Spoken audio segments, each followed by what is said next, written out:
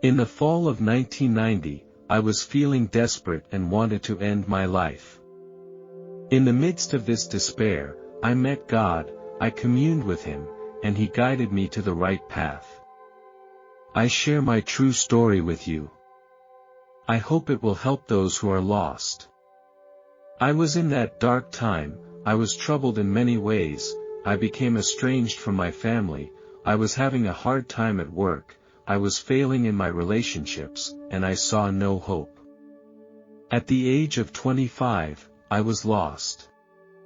I felt very lonely. I had no real friends, and late at night, I was alone in my room reflecting on myself. The mistakes I had made, and where I ended up. I couldn't talk to anyone about what was happening to me. I began to feel that the darkness was consuming me. I felt as if I had hit a wall and had no hope of getting out. I began to fantasize about ending my life. My faith in God was still there, but I couldn't manage to love myself. It felt like my existence was a mistake. The night it happened, I lay in bed, away from all my friends and family, and I began to pray while I cried. I told God, if you exist, I need your help. I have come to the end of my rope and I can't go on without your help and your love. If you do exist, then please help me. If you don't exist, then your silence will be the answer. At that moment, the room was filled with a warm light. It enveloped me and I felt I was picked up and wrapped in a large pair of arms.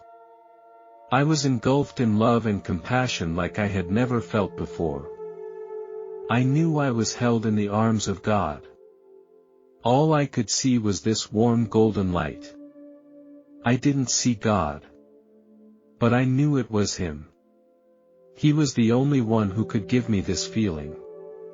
God spoke to me in a masculine voice, and we didn't communicate with words, but with telepathy.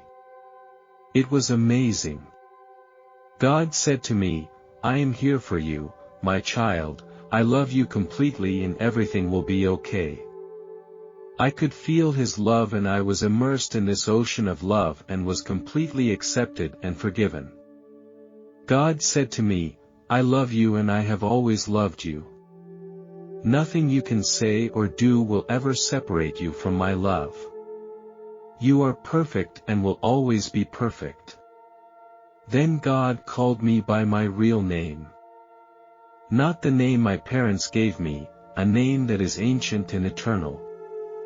The funny thing is, I didn't remember the name afterwards, but when He called my name, I recognized it immediately and knew I was home and that I had been there before. I suddenly felt that I was in the middle of the universe. This place is made up of God's love. And God has emotions. He is very righteous.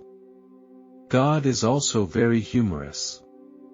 He and I both laughed at the thought of me questioning His existence. It seemed like the funniest idea in the world, and we laughed at the thought of it. It was like I was the shadow and He was the reality. The very idea of me questioning His existence was funny. It was at this point that I asked God, why is there so much pain in my life and where was He when I was suffering? Then He held my hand while He showed me something. I don't know how to describe exactly what happened next. As God held my hand, I saw large memories come to me, many of which I did not want to be mentioned, things that had always been a source of pain for me because they were so painful. I see myself as a child, abused physically and emotionally by my father. I saw myself being teased and ridiculed by other boys and girls in elementary school because I was always the lonely one, the object of ridicule. I saw myself being criticized by my leaders at work. These memories were horrible and I felt very depressed. Then He asked me to look closely, and right then I could see a light around my body in every event. I could feel God's love for me. He told me that he was always right there with me and that he never left my side. Right then and there, all the people who had hurt me had a light around their bodies as well. The truth is that we are all hurt children and God loves everyone. Then God hugged me tightly and told me, He will always be with me, don't lose faith in Him. He told me, He can't change anything now, but He won't leave me, and He told me to trust Him and that everything will be okay. One day I will go back to my real home and meet with God there again.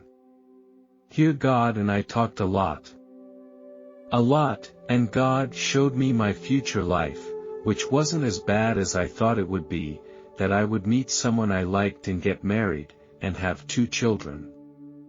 Then I started to feel God disappearing, and later I came to church and I told my experience to the pastor, and he sat with me and listened to what happened. He told me, I was blessed, I really met God. It has been 30 years since this event. I know clearly that this is the most real experience I have ever had, more real than my life is now. I share this because I want everyone to know that God loves everyone and that His love is all-encompassing.